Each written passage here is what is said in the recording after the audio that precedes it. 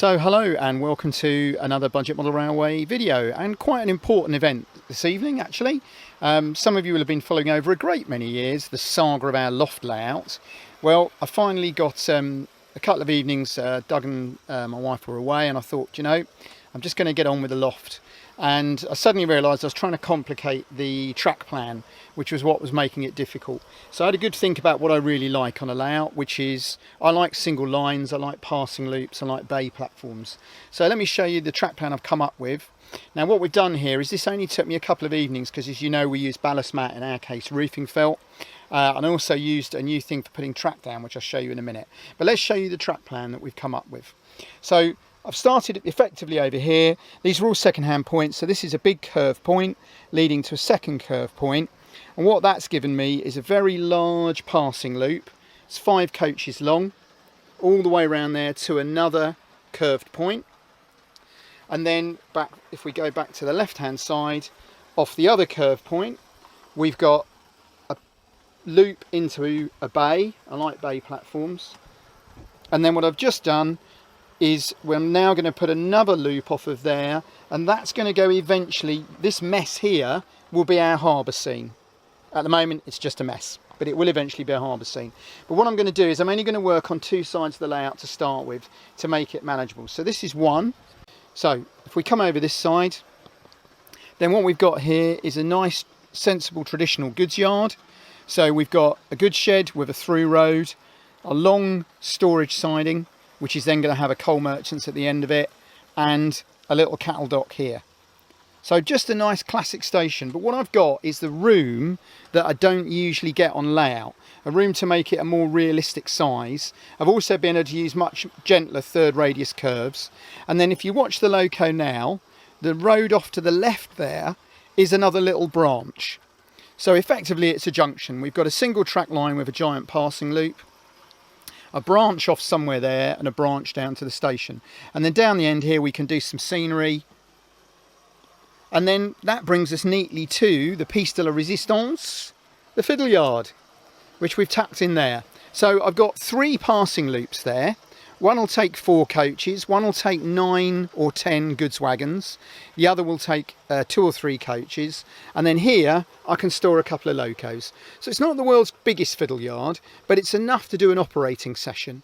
It's enough to get everything set up, run lots of different locos without having to take them on and off the track.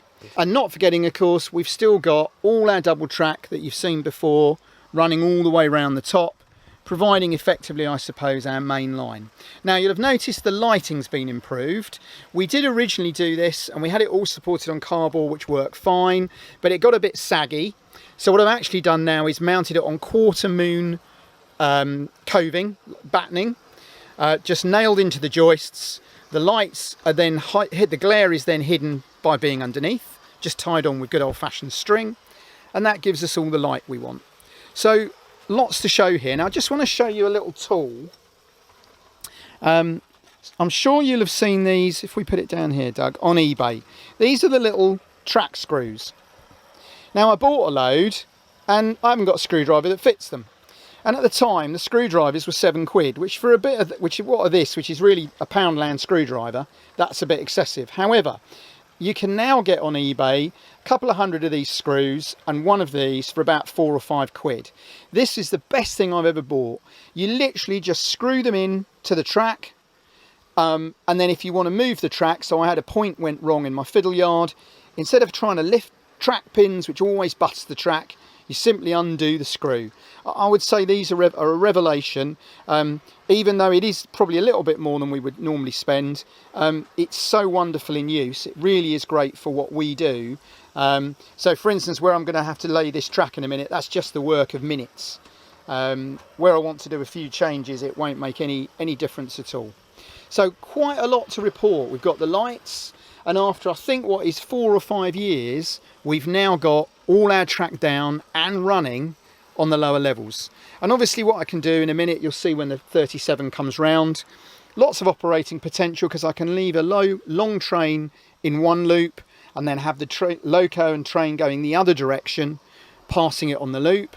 I can have a train held in the bay, I can go down to my station, I can go off on my branch line, and if I want, I can shunting the goods yard. Now let me show you something that we have a lot of people talk about wiring.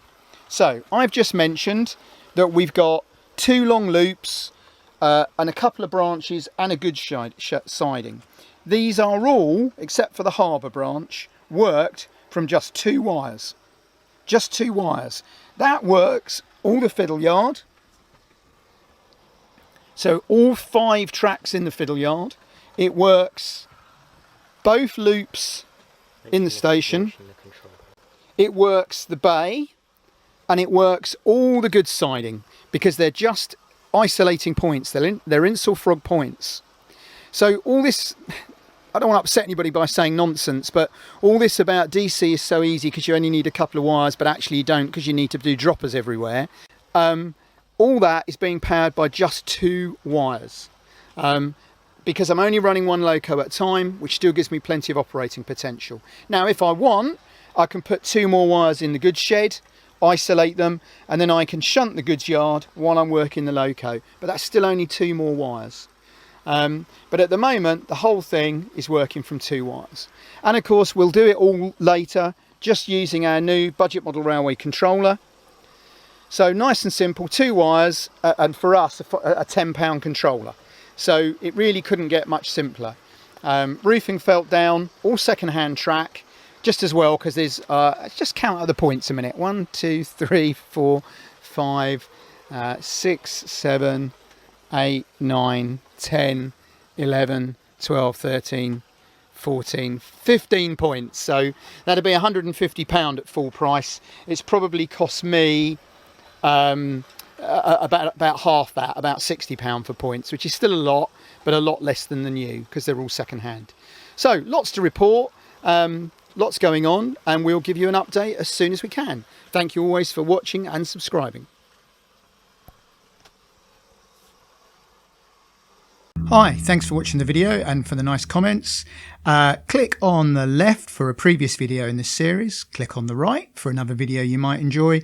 And please don't forget to click to subscribe, like, comment, etc. Thanks again.